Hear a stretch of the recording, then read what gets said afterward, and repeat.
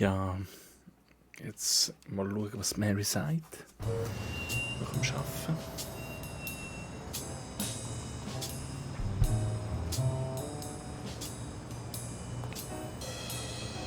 Mary Purnell, der Engel, den Joe Dunn in seinen besten Jahren gefunden hat. Joe und ich waren beinahe 2 Jahre lang zusammen. Es fing alles an als... Nun, an den Wochentagen fange ich in der Morgendämmerung an, den Club zu putzen, vor meiner Schicht im Diner.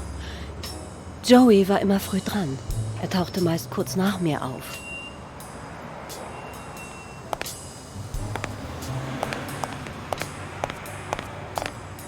Er hat immer gesagt, das sei die beste Zeit für die schlimmste Arbeit des Tages.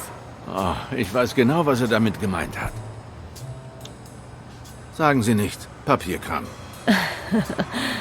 Er hat das wirklich gehasst. Eines Morgens hat er mich weinen sehen. Ich hatte einen schweren Tag und...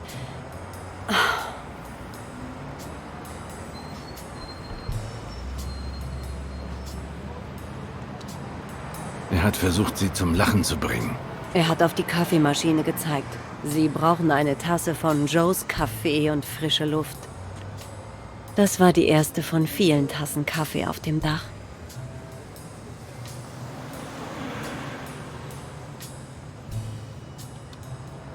Wo Dunn Sie dann auch verführt hat. Passen Sie auf, was Sie sagen, Mr. Blacksad. Sie sind vielleicht noch zu jung, um das zu verstehen, aber wahre Liebe hat wenig mit Verführung zu tun. Eines Tages wurde uns klar, dass der Dachkaffee das Beste an unserem Tag war. Und so verbrachten wir mehr Zeit zusammen. Aber Sie haben nie jemandem etwas gesagt.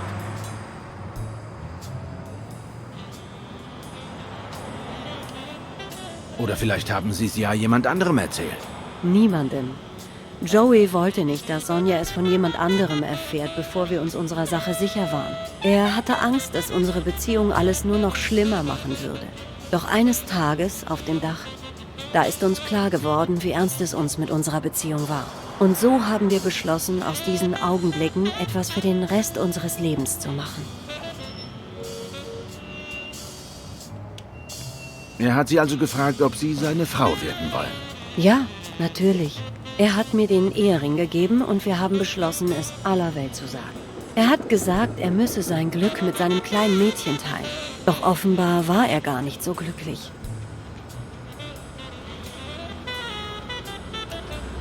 Was ist mit Ihnen? Wie standen Sie dazu, es Sonja zu sagen? Sie haben vielleicht schon bemerkt, dass ich ein wenig erkältet bin. Ich sollte jetzt wirklich nach Hause gehen. Zu viel Kaffee und frische Luft? Was? Was soll das denn jetzt? Ich habe meinen Schal schon vor einer Weile verloren. Keine Ahnung wo. Und jetzt, wenn Sie mich dann entschuldigen, das ist meine Bushaltestelle. Es war mir ein Vergnügen, Mr. Blacksad. Aber...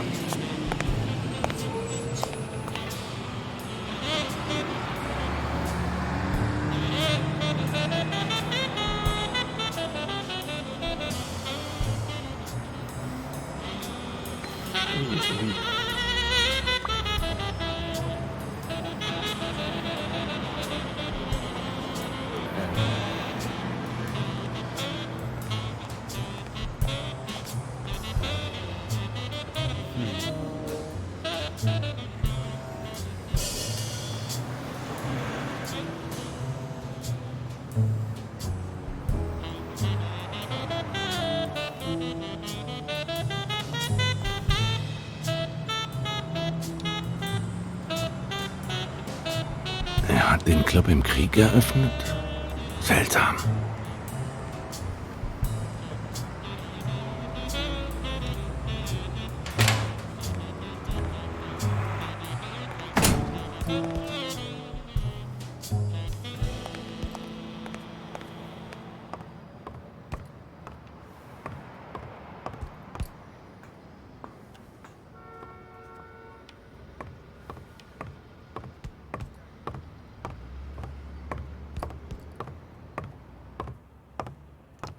Keine Ahnung, ob das jetzt richtig ist.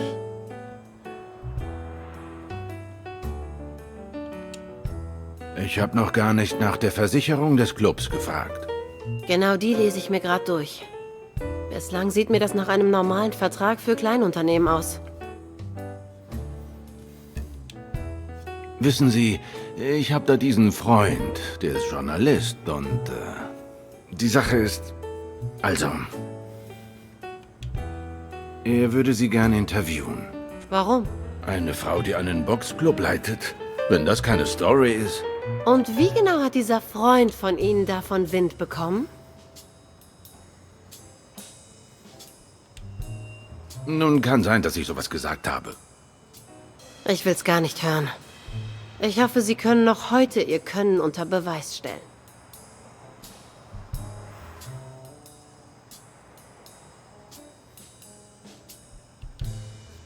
Ich denke, ich weiß, wer den Ring Ihrer Mutter hatte. Tun Sie das? Mary Purnell. Ich denke, sie war in ihren Vater verliebt. Danke.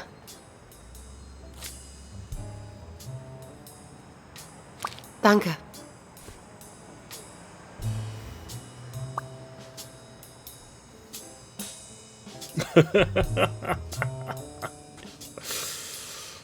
Okay. Ja, okay.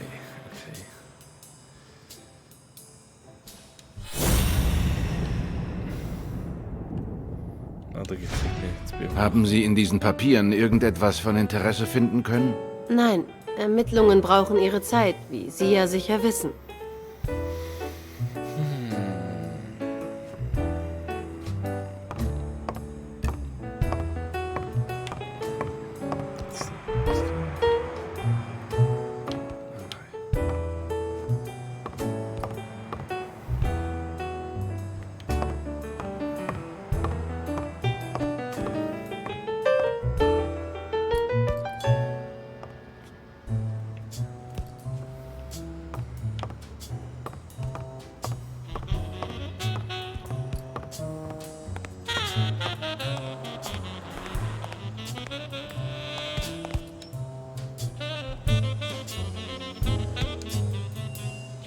Vielleicht weiß er nicht.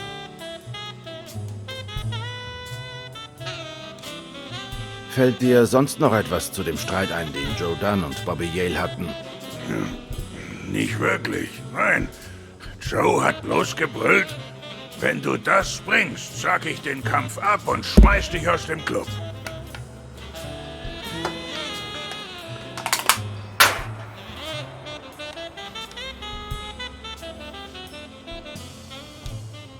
Wusstest du, dass Joe Dunn eine Waffe in seinem Tresor hatte? Unmöglich, Mann. Der hat doch Waffen gehasst.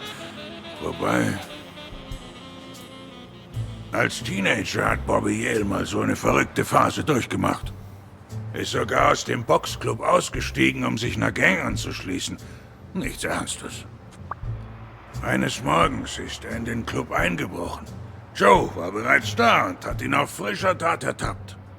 Bobby hat dann mit der Waffe gezwungen, den Tresor zu öffnen. Also hat Joe den aufgemacht und Bobby gesagt, er soll die Waffe da reinlegen, die Gang verlassen und wieder mit dem Boxen anfangen. 5 Minuten später war ich dann hier und hab gesehen, wie Bobby in Joes Armen wie ein Baby geweint hat. Dann ist er einfach wieder aufgestanden und hat die Handschuhe angezogen.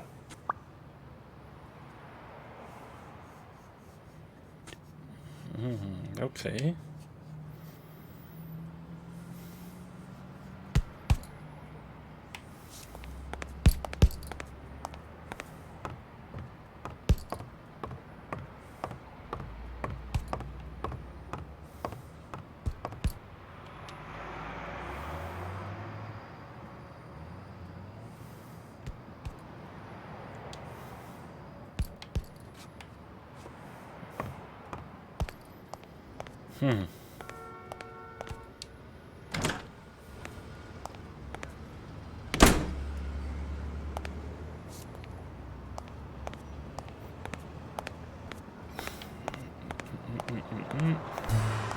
Ich bin nach der Sprache aus.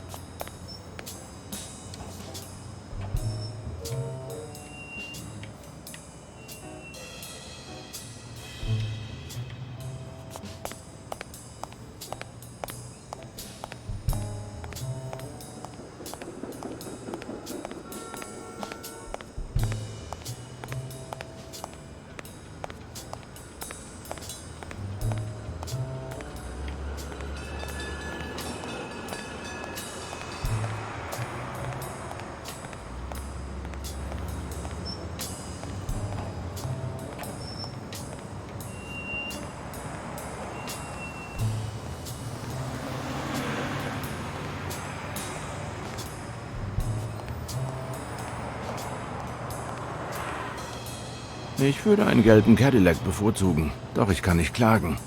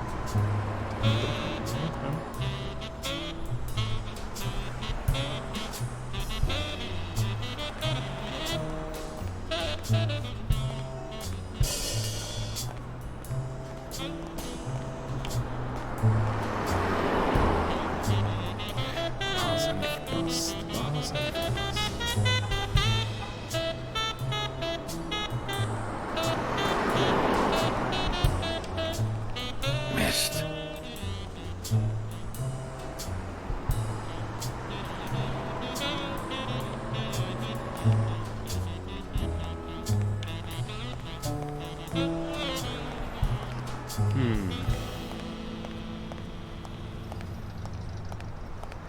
Warte mal. Was geht's noch?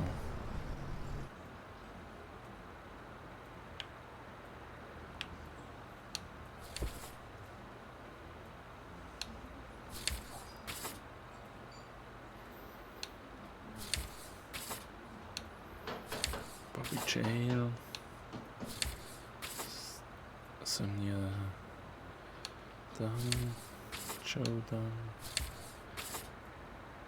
Mary Parnell Weekly.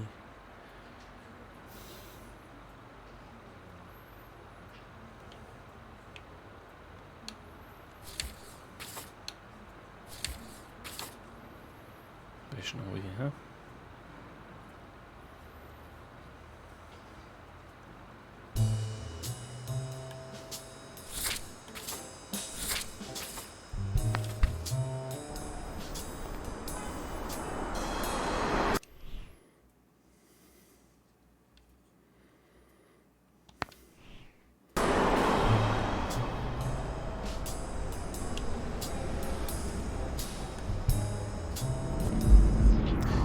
Ach nee.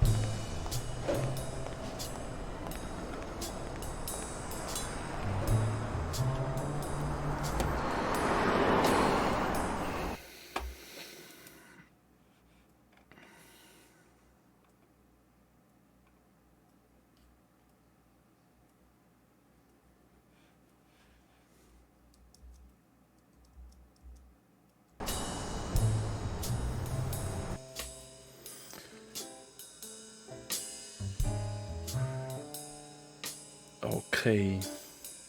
Das heisst, das Telefon wird wahrscheinlich die einzige Möglichkeit sein, zum weiterkommen.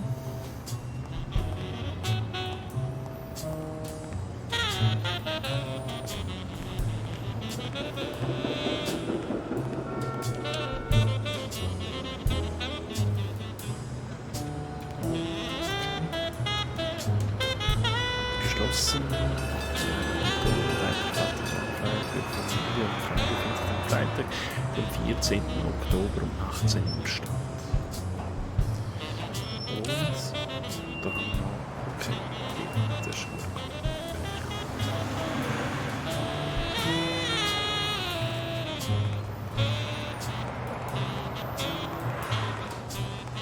Aber ich komme jetzt raus, nochmal. Jetzt habe ich irgendetwas verpasst.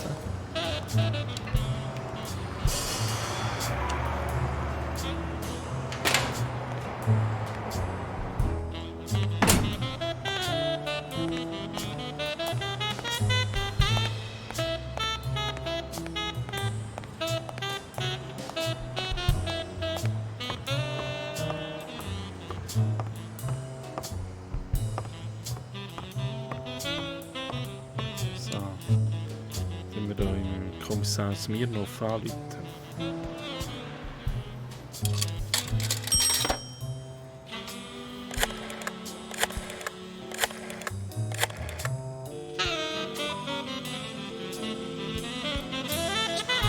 Hey, ich bin's wieder. Die Sache ist, Joe Dunns Tochter hat mich angeheuert. Gut, danke, John. Aber ich kapier's noch immer nicht. Irgendwelche Anzeichen eines Verbrechens?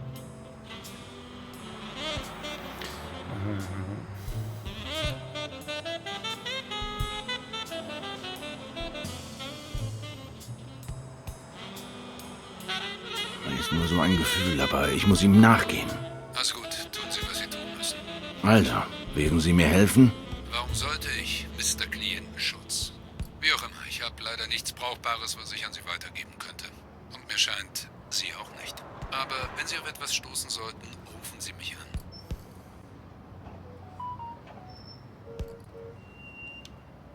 Wir sind schon sehr lange befreundet. Und Sie glauben, dass sich zwei alte Freunde über so etwas am Telefon unterhalten? Schön von Ihnen zu hören, John. Passen Sie auf sich auf.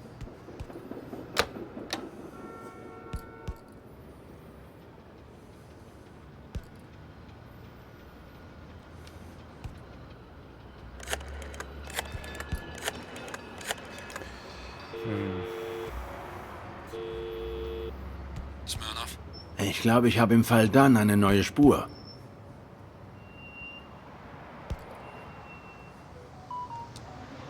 Ich habe rassistische Schmierereien an den Spenden in Dunns Boxclub entdeckt.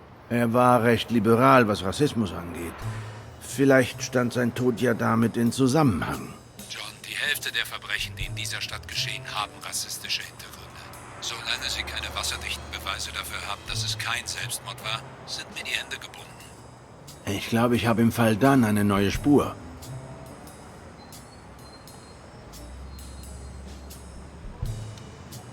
Ich war bei Yale zu Hause und bin auf O'Learys Leute gestoßen. Die hatten da auf den gewartet. Das ist ja nur normal. Die sind am illegalen Glücksspiel beteiligt. Wenn ein Kampf abgesagt wird, verlieren die Geld. Ich würde mich gerne mal mit O'Leary anlegen. Aber aus einer Ahnung heraus kann man keinen Fall strecken. Ich bin noch nicht fertig. Wird Ihnen gefallen, was ich Ihnen Neues zum Fall Dunn zu erzählen habe?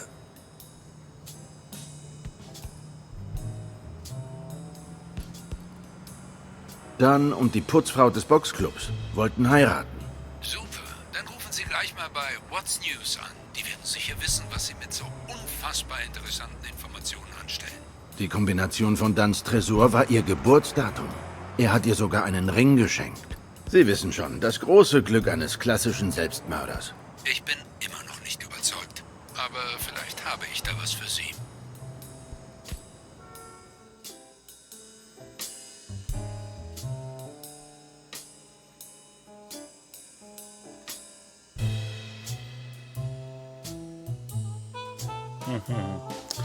Ja, was hat er echt für uns? Autofahrer.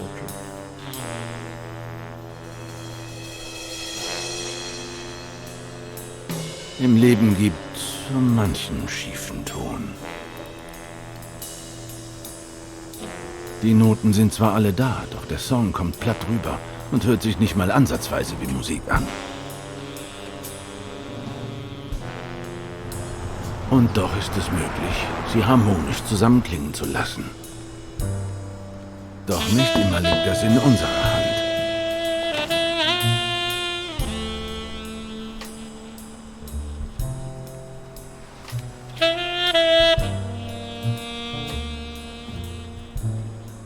Sie sehen müde aus, John. Sie sehen selbst recht erschöpft aus. Ja, ich bin fertig. Und am Verhungern. Ich komme gerade von der alljährlichen medizinischen Untersuchung für Polizisten. Ich musste nicht nur nüchtern erscheinen, sondern auch 2 riesige Gläser Wasser austrinken. John, alles klar bei Ihnen?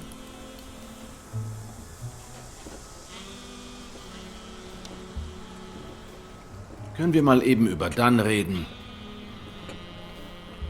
Natürlich, kein Problem. Die Sache ist, ich würde Ihnen ja gerne bei dem Fall helfen, aber ich kann nicht. Sie wissen doch, dass ich für den Staat New York arbeite. Wenn ich irgendwelche Informationen hätte, könnte ich sie nicht mit einem Privatdetektiv teilen.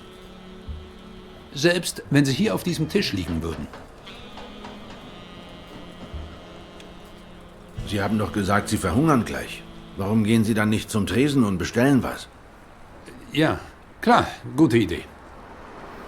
Wenn Sie mich entschuldigen.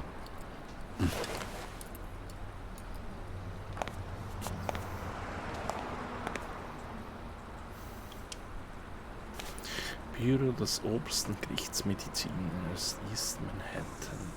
Autopsiebericht. Fallnummer bla bla bla, Abteilung bla. Verstorben. Schlecht männlich, Familienstand verwitwet. Luchs, dunkelbraun, Alter 47, Gewicht 74 Kilo, Größe 1,63. Okay, haben wir aufgeschrieben.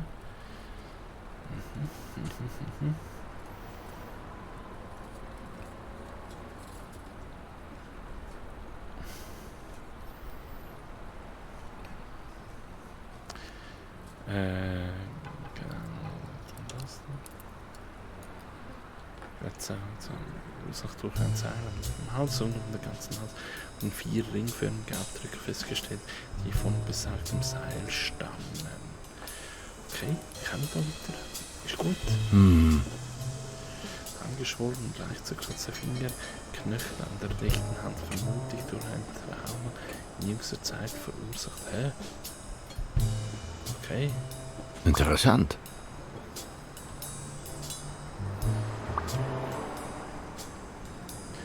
Eine Autopsie fand aufgrund der Ursachen wahrscheinlich dieser Weissagung nicht statt.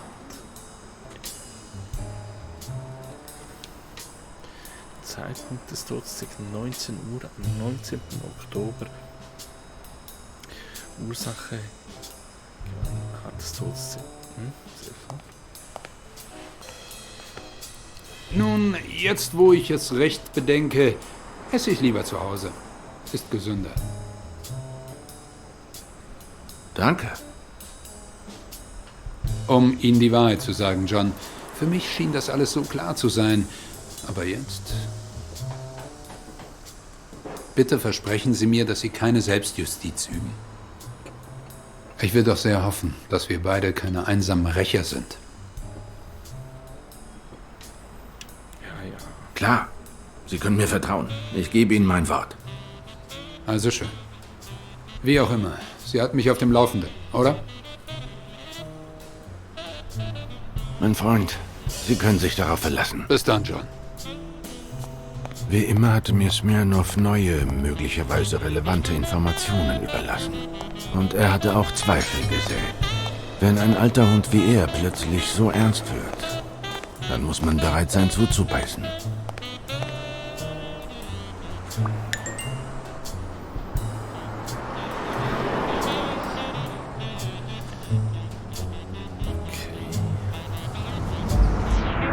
Was für Schluss?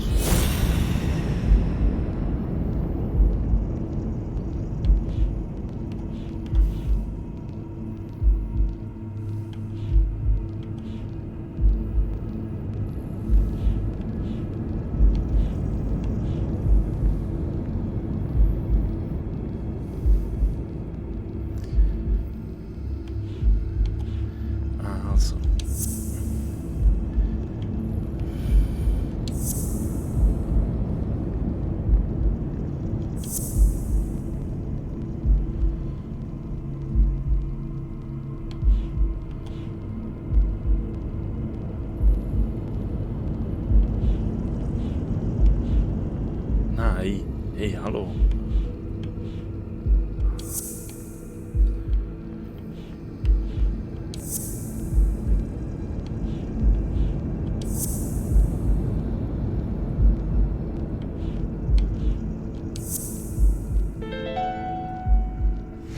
Dann muss im Streit mit Yale gegen den Farbeimer geboxt haben. Schätz mal, das erklärt, warum er gedroht hat, den Kampf abzublasen.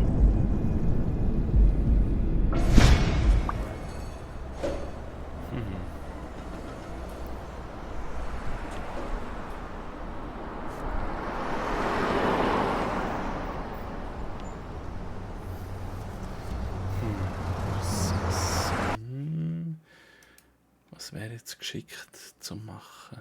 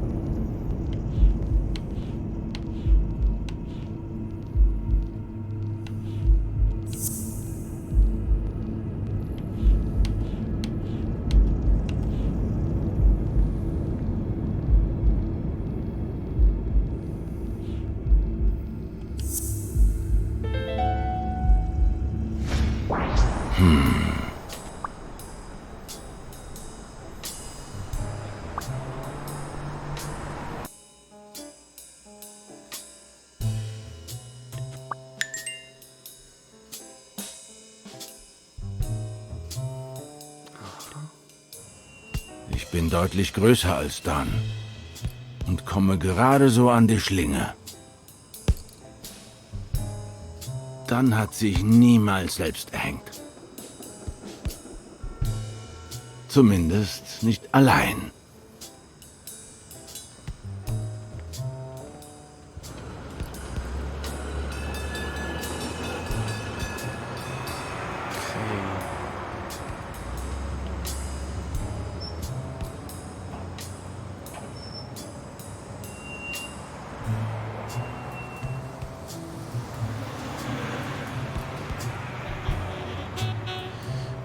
Okay, und das konsumieren.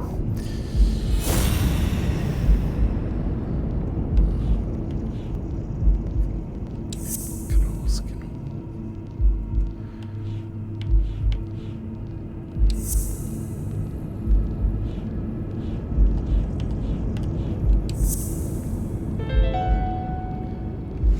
Bobby Yale. Ich weiß nicht, ob du ein Motiv hattest, Dan umzubringen, aber du hattest auf jeden Fall die Mordwaffe.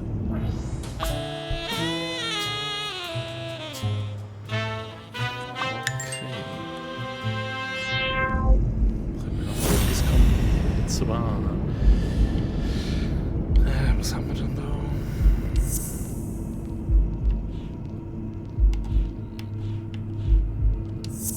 Ja, genau. Dass er verrückt ist, dass er den Kampf hat. Meine Güte.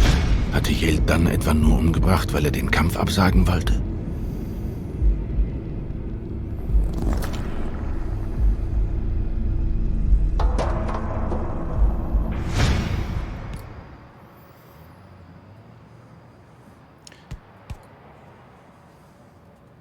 Ich wusste immer, dass Bobby Probleme hat. Doch ich hätte nie gedacht, dass er so weit gehen würde.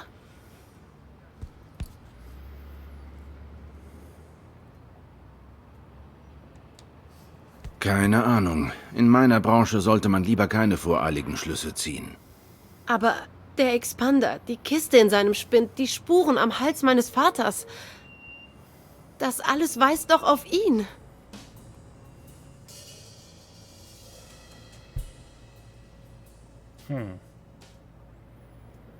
Wie auch immer. Das ändert eh nichts. Doch, allerdings. Wir wissen jetzt, dass er sich nicht selbst umgebracht hat. Mein Vater ist noch immer tot und Sie haben noch immer nicht Bobby Yale gefunden. Alles beim Alten also. Es bringt uns rein gar nichts, wenn wir den Safe öffnen und das Testament meines Vaters finden. Also bitte beeilen Sie sich. Die Zeit läuft.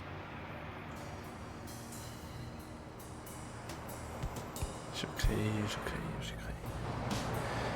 Sonias Gleichgültigkeit verblüfft mich noch immer.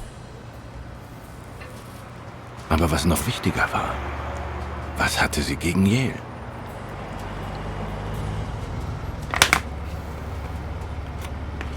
John Black, Sir? Ich muss mich bei Ihnen entschuldigen.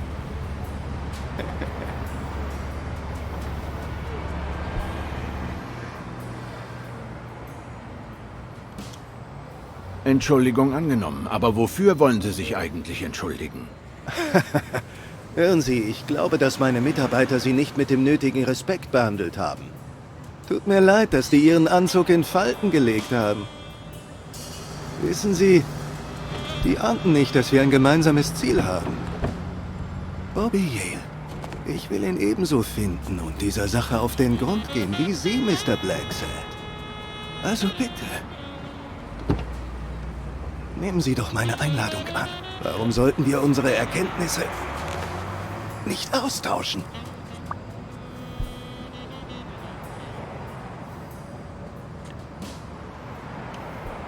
Natürlich. Es stört Sie doch nicht, dass ich in einem so schicken Wagen mit einem so zerknitterten Anzug sitze, oder? Oh, ich finde, Sie sehen aus wie aus dem Ei gepellt, Mr. Blacksad. Wobei, wenn diese Falten auf mich abfärben sollten...